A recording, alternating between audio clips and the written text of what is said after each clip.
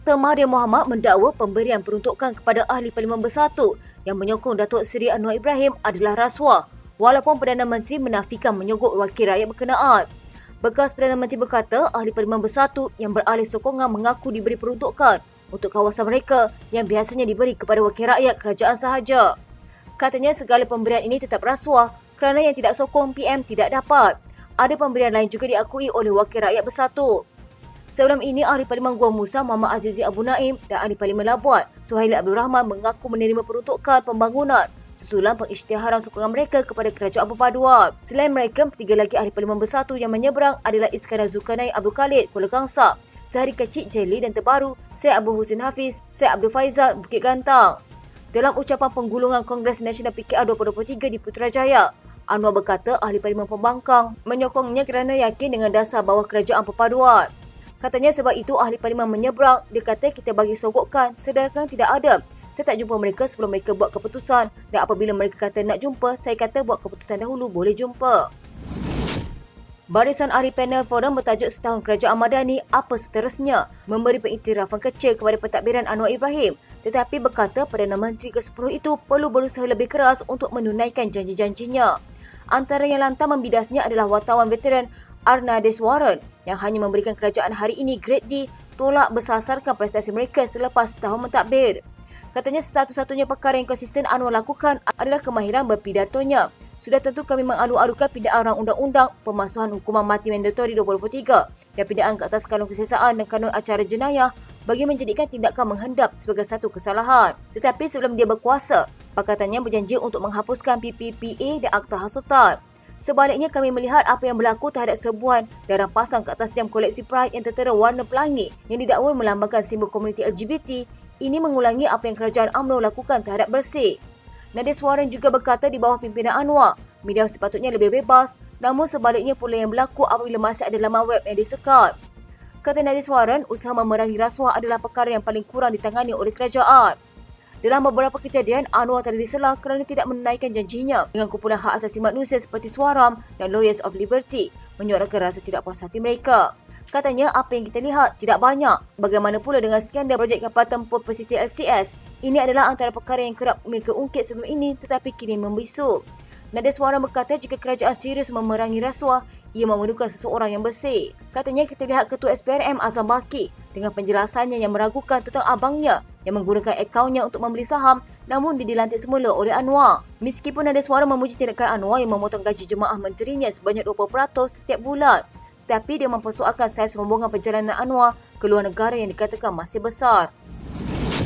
Datuk Seri Anwar Ibrahim menegaskan kerajaan tidak sesekali menjadikan perbezaan politik untuk menindas pemimpin parti pembangkang. Malah ia dibuktikan dengan membawa wakil pembangkang dalam lawatan kerja dengan kerajaan luar. Perdana Menteri berkata perkara itu bagaimanapun tidak pernah dilakukan ketika pembangkang menjadi kerajaan.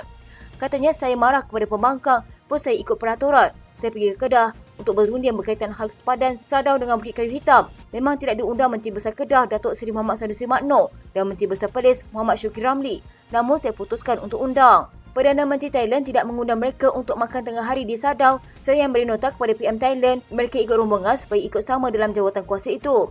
Anwar yang juga Menteri Kewangan menegaskan sepatutnya pihak pembangkang mempunyai semangat yang sama dan tidak terus menyebarkan cacian bertujuan memburukkan kerajaan. Katanya seperti dalam rundingan dengan Perdana Menteri Thailand, jarang kita bawa pembangkang. Semasa Kota Baru, Datuk Seri Tauhidin Hassan jadi menteri dalam mesyuarat dengan kerajaan luar, tidak pernah wakil pembangkang dibawa bersama. Saya bawa wakil pembangkang. Saya tahu hak saya boleh berbeza dari segi politik tetapi tetap mengiktiraf kedudukan mereka dan memang mengiktiraf mereka sebagai Menteri Besar Kedah dan Perlis. Jadi ada haknya, jangan hina lebih daripada itu. Malah saya berharap semangat sebegini yang ditunjukkan pembangkang. Anwar yang juga Ahli Parlimen Tambun berkata tindakan pembangkang yang mendakwa ditindas dan tidak diberikan sebarang faedah sebagaimana Ahli Parlimen Blok Kerajaan adalah tidak benar. Katanya kalau cerita seorang tidak diberikan faedah, ditindas, saya nak jawab ini adalah tidak benar. Malah projek seperti Tebatan Banjir kita beri keutamaan yang lebih kepada Kelantan berbanding tempat lain. Ini kerana Kelantan paling terkesan berikutan musibah banjir.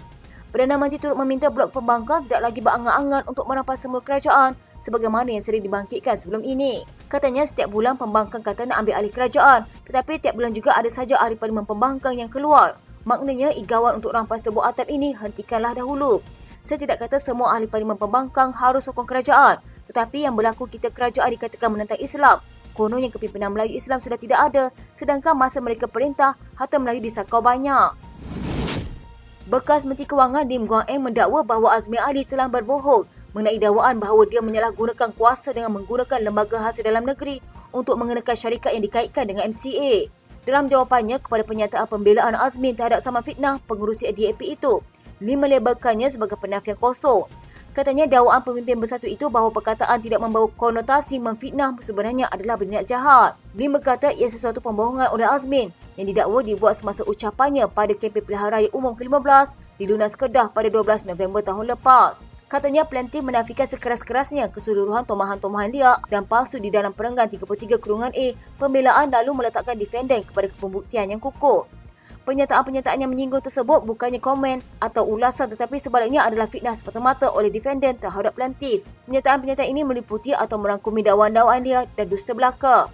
Azmi sebelum ini mendakwa ucapannya adalah berdasarkan apa yang dikatakan Lim secara terbuka berhubung MCA menjadi saingan DAP, berhubung MCA adalah saingan DAP. Pada Ogos tahun ini, Lim memfailkan saman terhadap Azmin berhubung antara lain mengenai dakwaan bahawa lembaga hasil dalam negeri digunakan untuk mengajar syarikat-syarikat yang dikaitkan dengan MCA. Azmin turut memberikan beberapa artikel untuk mengukuhkan justifikasi pembelaannya, antaranya laporan berita bertarikh 12 Oktober 2019. Ini adalah mengenai pertikaman lidah antara Lim dan Presiden MCA, Dwi Kassion di Parlimen. Ketika Menteri Kewangan itu berkata kerajaan akan menyalurkan dana 60 juta ringgit kepada Kolej Universiti Tunku Abdul Rahman milik MCA jika parti itu sanggup melepaskan hak miliknya terhadap institusi pengajian tinggi swasta tersebut.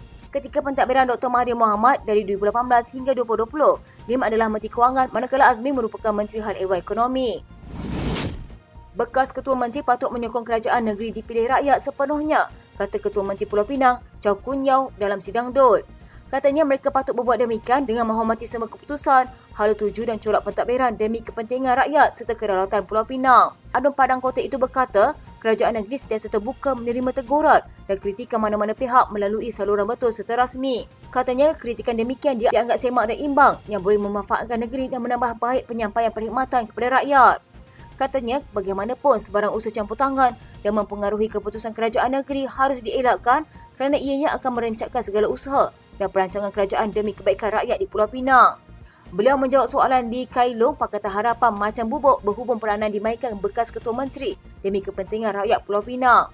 Chow berkata kerajaan negeri tidak bercadang memberi keistimewaan tambahan kepada bekas Ketua Menteri selain pencen diterima mereka berdasarkan enakmen persaraan dan elau negeri. Katanya enakmen itu memastikan semua adun, termasuk yang memegang jawatan dalam kerajaan negeri layak mendapat pencen selepas bersara. Katanya setakat ini tiada cadangan melihat sebarang keistimewaan tambahan yang boleh dipertimbangkan untuk bekas Ketua Menteri. Menjawab soalan tambahan, Wong Wee Hang, Pakatan Harapan Pekalan Kota, Chow berkata kerajaan negeri tidak bercadang menyemak semula gaji RM14,000 yang diberikan kepada Ketua Menteri kerana kadar itu ditetapkan untuk 20 tahun menurut semakan terakhir 10 tahun lalu. Bekas Menteri Kesihatan Khairy Jamaluddin berkata, Perdana Menteri Datuk Seri Anwar Ibrahim perlu menggugurkan menteri tidak berprestasi dalam Jemaah Menteri. Katanya melantik Menteri Kewangan kedua yang cekap dari segi teknikal untuk memacu pembaharuan sukar penting bagi rombakan kabinet itu. Beliau mendapati Anwar gagal memisahkan jawatan Perdana Menteri dengan Menteri Kewangan, sesuatu yang dipertikaikannya tanpa jemu ketika menjadi pembangkang. Katanya Anwar perlu berhenti memfokuskan perincian dalam pelaksanaan. Beliau perlu memenangi sokongan majoriti masyarakat Melayu tanpa cuba menjadi lebih Islam daripada PAS. Pendek kata, Malaysia memerlukan kepimpinan kurang performatif tetapi prestasi lebih substantif. Jika gagal, bukan saja tiada sorakan tetapi tiada juga engkau. Bekas Ketua Pemuda UMNO itu berkata, Anwar berkuasa berdasarkan gelombang jangkaan untuk reformasi tapi perubahan yang ditunggukan itu tidak kelihatan. Beliau memuji Anwar atas kemahirannya membentuk kerajaan termasuk bekerjasama dengan seteru lama UMNO dan mematahkan cubaan menggulingkannya. Tetapi katanya Anwar mula hilang dari tarikannya kepada rakyat yang berdepan masalah kenaikan kos sara hidup. Beliau berkata prestasi ringgit paling teruk di rantau Asia tahun ini selepas Siet, manakala pertumbuhan keluaran dalam negara kasar menjadi sederhana akibat faktor luaran dan reformasi dalaman yang perlahan. Khairy berkata walaupun Anwar mewarisi ekonomi sakit dan terpaksa berdepan kelebapan global di luar kawalannya, langkah populis untuk meraih undi seperti mengekalkan subsidi dan memasukkan pinjaman pelajar tidak berdaya maju. Katanya sebahagian besar kabinetnya tidak bersemangat dan prestasi buruk selama setahun memaksanya mengakui beliau perlu melakukan rombakan. Beliau mendapati Anwar menghabiskan masa ke atas konservatif Islam, membelakangkan reformasi dijanjikan, menangani kesan daripada pembahasan timbalan Perdana Menteri Zahid Hamidi atas 47 pertuduhan rasuah. Katanya Anwar juga tidak memberikan peruntukan sama rata kepada ahli parlimen pembangkang yang merupakan tuntutan utamanya ketika jadi pembangkang. Dakwaan kononnya kerajaan tidak sensitif dengan situasi semasa di Palestin apabila membenarkan penganjuran konsert Coldplay di Stadium Nasional Bukit Jalil minggu lalu disifatkan tidak adil. Setiausaha Agung PKR Datuk Seri Saifuddin Nasution Ismail mendakwa ketika zaman pentadbiran Perikatan Nasional, konsert seumpama itu diadakan hampir setiap minggu. Katanya konsert Coldplay habis semua jadi riuh rendah, konon nipis iman semua. Pimpinan kerajaan paling nipis iman katanya dituduh Datuk Seri Anwar Ibrahim. Ketika PN konsert tiap-tiap minggu, 15 Oktober 2022, konsert Boys Like Girls. Seminggu selepas itu, konsert Billie Eilish, konsert Blackpink, konsert Super Junior, senarai yang banyak berlaku zaman dia. Jadi, banyak penganjuran konsert dihadiri oleh rakyat yang memilih untuk hadir. Zaman PAS memerintah itu, iman pemimpin PAS masih tebal tidak senipis kulit bawang. Bila konsert dianjur zaman kita, kerajaan perpaduan tak layak jadi pemimpin, liberal, muflis dan iman senipis kulit bawang. Dalam pada itu, beliau yang juga Menteri Dalam Negeri menegaskan kerajaan perpaduan ketika ini tidak sesekali mengabaikan rakyat, malah itu merupakan aspek utama yang menjadi perhatian kerajaan. Perkara itu katanya dapat dilihat menerusi usaha kerajaan menerusi Kementerian Ekonomi agar golongan yang memerlukan dapat dibantu termasuk pemberian subsidi secara bersasar dengan sistematik. Sebelum ini, beberapa pihak menentang penganjuran konsert Coldplay dan berpendapat Malaysia perlu menjaga sensitiviti mangsa kekejaman Zionis di Palestin. Aman Palestin menyifatkan tindakan SPRM dalam menyiasat pertubuhan itu termasuk membekukan akaun sebagai komplot terancang dan propaganda jahat. Peguamnya Muhammad Rafiq Rashid Ali mengecam kenyataan SPRM berhubung kes itu yang menurutnya menimbulkan pelbagai tomahan dan fitnah serta menyumbangkan persepsi negatif terhadap Aman Palestin. Katanya ini meskipun 3 kaki tangan, CEO dan 5 ahli lembaga pengarah Aman Palestin yang dipanggil ke pejabat SPRM di Putrajaya hadir memberikan kerjasama terhadap siasatan. Katanya kenyataan media pihak SPRM bertarikh 23 November 2023 pada perenggan ketiga jelas berniat jahat dan sengaja diterbitkan untuk membina persepsi negatif terhadap Aman Palestin. Ianya seolah-olah telah menghukum Aman Palestin bersalah menyeleweng dana 70 juta ringgit yang dinafikan. Kenyataan SPRM berkait dengan kes ini ternyata tidak cermat, tidak teliti, tidak boleh dipercayai dan tidak berintegriti. SPRM adalah sebuah agensi penyiasatan. Sebagai penyiasat, SPRM mestilah bertindak adil dalam siasatan. SPRM tiada kuasa menghukum. Itu tugas dan bidang kuasa sistem kehakiman di mahkamah. Tindakan SPRM semenjak kenyataan media bertarikh 23 November 2023 sehingga sekarang dengan pembocoran maklumat-maklumat siasatan yang dinafikan dakwaan-dakwaan itu merupakan satu komplot terancang dan propaganda jahat untuk membunuh karakter Aman Palestin dan ahli lembaga pengarahnya. Muhammad Rafiq merujuk kenyataan SPRM yang menyebut bahawa Suruhanjaya itu membekukan sebanyak 41 akaun bank syarikat pertubuhan amal tersebut dan beberapa entiti syarikat lain dengan jumlah keseluruhan lebih 15 juta ringgit. SPRM dalam kenyataan itu turut berkata pembekuan itu dibuat sebagai sebahagian siasatan di bawah Akta SPRM 2009, Akta Pencegahan Pengubahan Wang Haram, Pencegahan Pembiayaan Keganasan dan Hasil daripada Aktiviti Haram 2001 dan Kanun Kesihatan Akta 574. Menurut Muhammad Rafiq, aset-aset yang telah dibekukan SPRM berupa 12 bidang tanah, 4 bangunan, 4 buah kereta termasuk lebih 15 juta ringgit yang merupakan hasil sumbangan rakyat Malaysia. Katanya kesemua aset ini semata-mata untuk pelaburan yang dibenarkan di bawah Memorandum dan Artikel Aman Palestin bertujuan semata-mata untuk mempertingkatkan kebolehan Aman Palestin, memberi bantuan kemanusiaan dan bukanlah bagi tujuan peribadi ahli lembaga pengarah Aman Palestin. Semua aset ini diperoleh dengan hasil yang halal dan bukan daripada sumber yang haram. Dia juga berkata Aman Palestin ada kuasa untuk menggunakan dana yang diterima untuk dilaburkan dalam pelbagai pelaburan yang mengikut syariah dan undang-undang dan keuntungannya digunakan antara lain untuk membantu negara Islam yang bergolak seperti Palestin dan Syria serta kemasyarakatan lain. Mengulang selanjut, Muhammad Rafiq mempersoalkan bahawa sehingga kini tiada satu perampasan atau paparan rampasan barangan-barangan kes dibuat seperti mana kes-kes lain melibatkan penyelewengan wang atau hasil aktiviti haram. Dia juga mempertikaikan tindakan SPRM yang menurutnya tidak menjelaskan sepenuhnya bahawa daripada 41 akaun yang dibekukan, hanya 11 akaun Aman Palestin yang digunakan bagi memudahkan penyumbang dan penderma dan selebihnya merupakan akaun rakan strategik dan akaun ahli lembaga pengarah. Katanya SPRM perlu menjawab semua persoalan ini, mengapa akaun kutipan dana untuk bantuan kemanusiaan dibekukan, mengapa tindakan ini diambil hanya sehari selepas Aman Palestin mengumumkan penyaluran wang untuk kempen bantuan musim sejuk dan semasa gencatan senjata diisytiharkan. Bagaimanakah wang derma, sumbangan rakyat dan individu-individu dikategorikan sebagai hasil aktiviti haram? Justru katanya Aman Palestin mengutus surat kepada Ketua Pesuruhjaya SPRM Azam Baki serta pengarah bahagian amla SPRM Muhammad Zamir Zainul Abidin memberi notis agar pembukaan akaun dibatalkan menurut Seksyen 44A Amlat Fatwa 2021. Menurutnya, mereka memberi tempoh 3 hari untuk menyah bekuan akaun dan akan mengambil tindakan perundangan sekiranya SPRM gagal berbuat demikian. Muhammad Rafiq juga menggesa ahli-ahli parlimen daripada kerajaan mahu pembangkang membangkitkan isu ini di Dewan Rakyat. Katanya kerajaan mesti menjelaskan mengapa agensi penguatkuasaan di bawah kerajaan mengambil tindakan membekukan akaun bagi aktiviti-aktiviti kemanusiaan. Hakikatnya, rakyat Palestin sedang menunggu-nunggu bantuan kemanusiaan aman Palestin.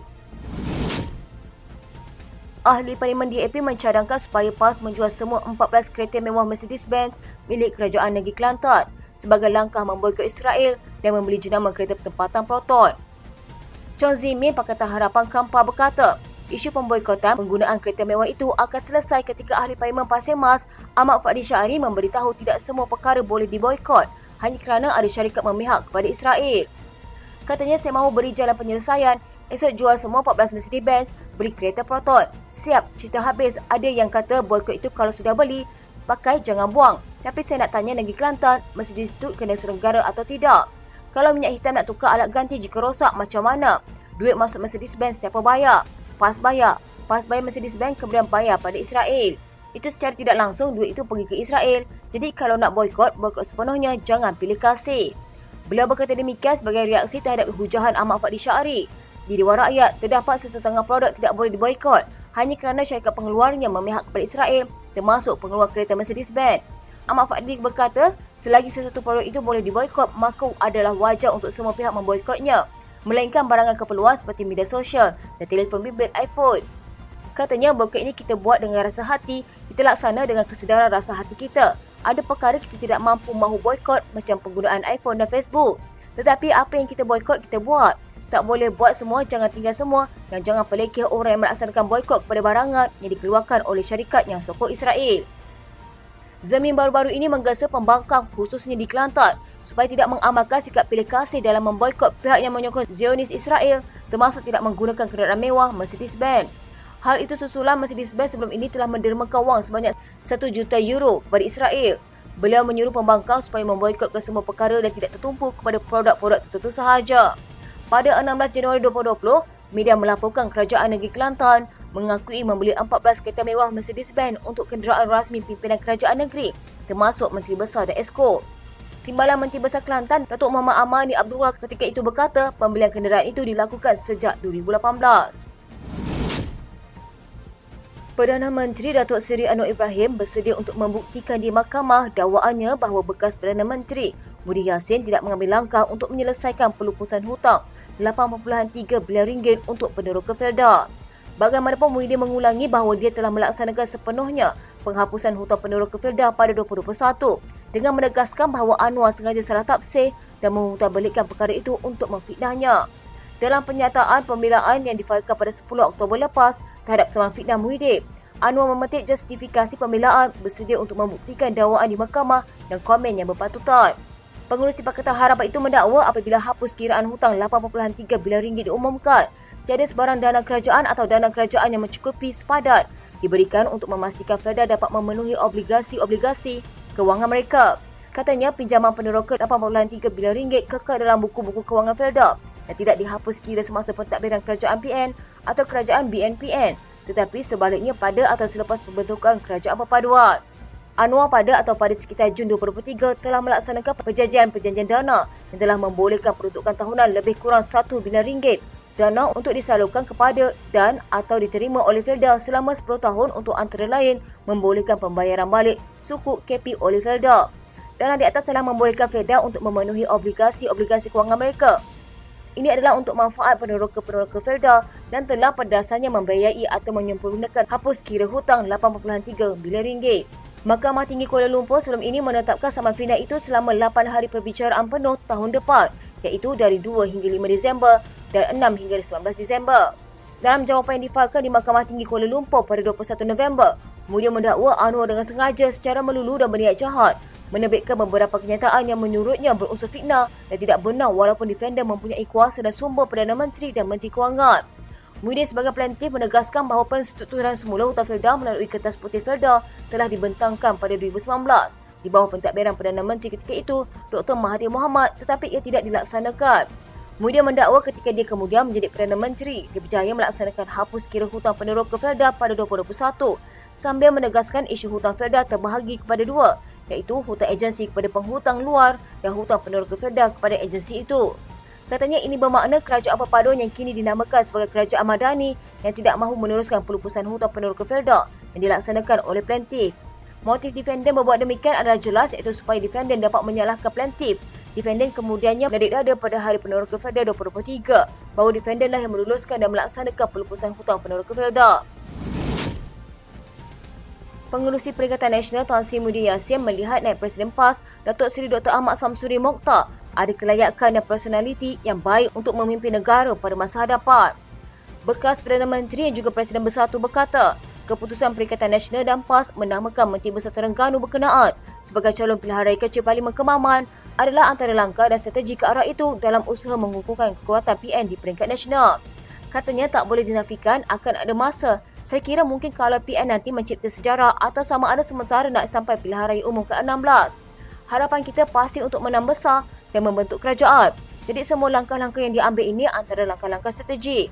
Ia akan memberi gambaran kepada rakyat keseluruhannya bahawa kita ada ramai tokoh bijaksana dan berkemampuan, terpuji sikapnya, berkelayakan, profesional dan sebagainya. Dalam pada itu, Muhyiddin yakin majoriti yang lebih besar mampu dicapai pada PRK ini berdasarkan keputusan PRU 15 lalu.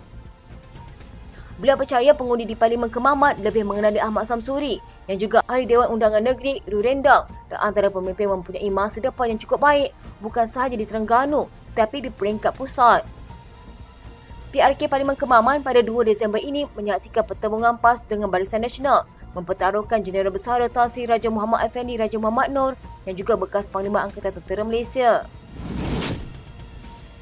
Ahli Parlimen Bukit Gantang, Syed Abu Hussein Hafiz Syed Abu Faisal dari Bersatu mengumumkan sokongannya kepada Perdana Menteri Datuk Seri Anwar Ibrahim. Dia adalah Ahli Parlimen Bersatu kelima yang berpaling tada dan meluahkan taat setia kepada kerajaan. Syed Abu Hussein membuat pengumuman itu semasa mengemukakan soalan tambahan kepada Perdana Menteri ketika sesi waktu pertanyaan-pertanyaan menteri di Dewan Rakyat. Soalannya berhubung kesediaan Anwar untuk menyambut ahli-ahli parlimen yang mempunyai pengalaman, kepakaran dan kebolehan untuk membantu membangunkan rakyat sekaligus ekonomi negara. Katanya, saya sendiri bersedia untuk memberi dan membantu kerajaan mewujudkan masyarakat madani, menangani kenaikan harga barang dan kos sara hidup dengan mengambil ibrah Nabi Yusuf AS. Dengan ini, Bukit Gantang mengisytiharkan menyokong Yang Amat Berhormat Tambun sebagai Perdana Menteri ke-10 dan gagasan kerajaan madani. Sebelum melafazkan ikrar itu, Syed Abu Hussein menyampaikan ucapan panjang lebar mengenai kepentingan perpaduan kepada negara. Dia turut memuji Anwar dengan berkata bahawa Perdana Menteri telah menunjukkan komitmennya ke arah menyatukan negara sejak Presiden PKR itu bertanding di kerusi Parlimen Pematang Pauh pada 1982 ketika Anwar masih bersama BN. Dalam ucapannya, Wakil Bersatu itu turut menyuruh bekas Perdana Menteri Muhyiddin Yassin Perikatan Nasional Paguh yang juga Presiden Bersatu dan Ismail Sabri Yaakob Barisan Nasional Beara untuk membantu Anwar. Syed Abu Hussein sebelum ini menyatakan kesediaannya untuk menyokong kerajaan madani. Pimpinan Anwar sekiranya Putrajaya dapat memperuntukkan dana yang mencukupi untuk kawasannya. Dengan ikrar sokongan daripada 5 ahli parlimen bersatu itu, Anwar kini mempunyai sokongan 152 ahli parlimen. Bagaimanapun, ini tidak dapat dibuktikan sehingga pengundian blok berlangsung di Dewan Rakyat. Sebelum ini, 4 ahli parlimen bersatu menyokong kerajaan ialah Iskandar Zulkarnain Abdul Khalid, Kuala Kangsar, Muhammad Azizi Abu Naim, Gua Musang, Zahri Kecik Jeli dan Suhaili Abdul Rahman, Labuan.